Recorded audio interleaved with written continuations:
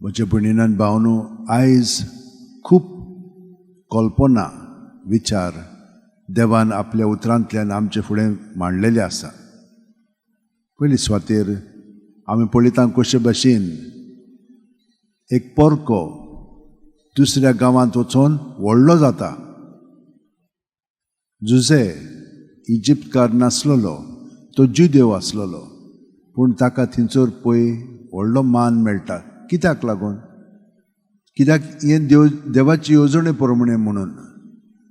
आमच्यान अशेंच कितें आमकां बरें घडोवंक जायना. आतां भायलो तर गोंयांत आयलो आनी ताका हें करूंक दिलें जाल्यार तें देवाचे येवजणे प्रमाणे म्हणून आमी मानूंक जाय आनी तांचे पासून आमी मागोवंक जाय.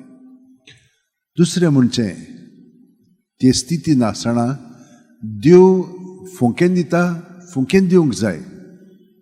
तो ताका त्या स्वप्नांत सगळें दाखयल्लें जुजेक, आनी हे परी सगळें म्हणलें तूं तांदूळ गंव हे सगळें ताणें एकठांय केल्ले. आनी मागीर दुकां आयलें तेन्ना, दुश्काळ आयलो तेन्ना ताणें सगळ्या जाणांक वांटलें आनी तो वांटतालो फारोच्या नांवांत. आनी ताचे भाव आतां आयले. भावांक ताणें वळखलें. ह्याच भावांनी ताका मारूंक केल्लें, ताका काडूंक केल्लो, पूण एका भावान म्हणलें ना, ताका विकून काडया. विकलो ताका आनी ताका इजिप्तान हाडलो आनी देवान पळय ताका बरें व्हडलो दर्जो दिलो. आनी ताणें ताका वळखलें. ताका तो कितें वायट करूंक शकतालो, पूण ताणें कितें केलें? दया दाखयली. आतां ही दया हिंचोतन आयली तर ही देवाचीच करुणा ताचे सोबें ती दिसून आयली. तर हे भाशेन ताणें आपल्या भावांक बक्षिलें आनी तांचो खरोच मोग एकामेका सोबें आसा जाल्यार पळोवंक धाकट्या भावाक हाडून हांगसर दवरात म्हूण सांगलें.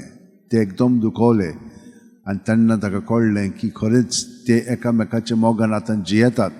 आदले भाशेन एकामेका विरुद्ध ना. म्हणून आमी पळयता कशे भाशेन देव आमकां आपल्या उतरांतल्यान हें सगळें कळीत कोत्ता. त्या भायर आमकां दुसऱ्या वाचपांत ताणें कितें सांगलां? जांकां तो धाडटा, आपल्या शिश्यांक तो धाडटा तेन्ना तांकां अधिकार दिता. सर्गीचें राज पावलां म्हणून तांकां कळयत करात सगळ्या लोकांक. सर्गीचें राज पावलां म्हणजे कितें? आमचें जिवीत देवा सोबें आमी तें जियोंक जाय. ते भाशेन जियेत तर तुमकां आतां हो अधिकार दिलो. तुमी म्हजे सोबें जियेतात न्हय, आतां हांव तुमचे सोबें वावुरतलो.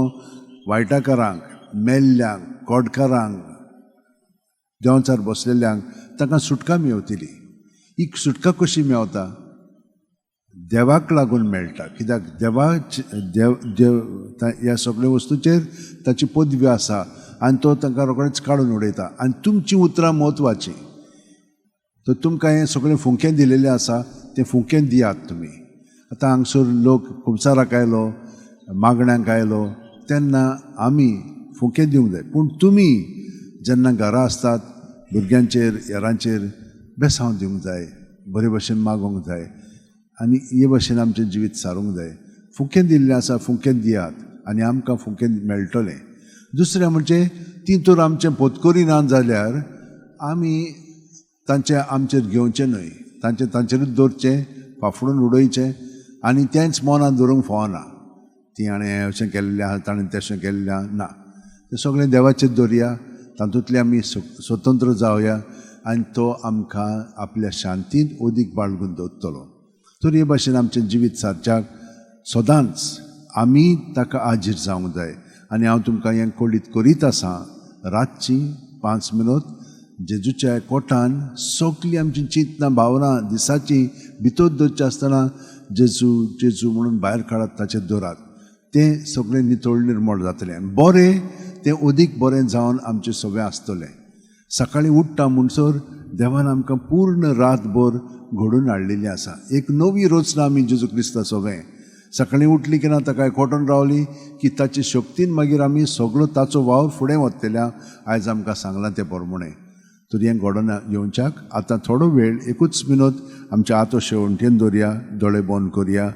प्रत्येक सुस्कारान तो आमचे कुडींत मनांत ओतम्यांत येता ताका हाजीर जावया आनी ताचें सवें आमचे भितर आहा तितलें भायर काडून ताचें दवरून तातूंतली आमी स्वतंत्र जावया, मोकळीं जावया आनी ताच्या पवित्र आत्म्याच्या आसण्यान ताचे गोठायेन हो सगळो वावर तो जो आयच्या दिसा आमचे सवें करतलो ताका आमी हे पळय ताच्या एकवटान सहकार करया आनी तें बरेंपण दुसऱ्यांक मेळटलें आनी ताचे मदें ताची शांती आमी पसरया.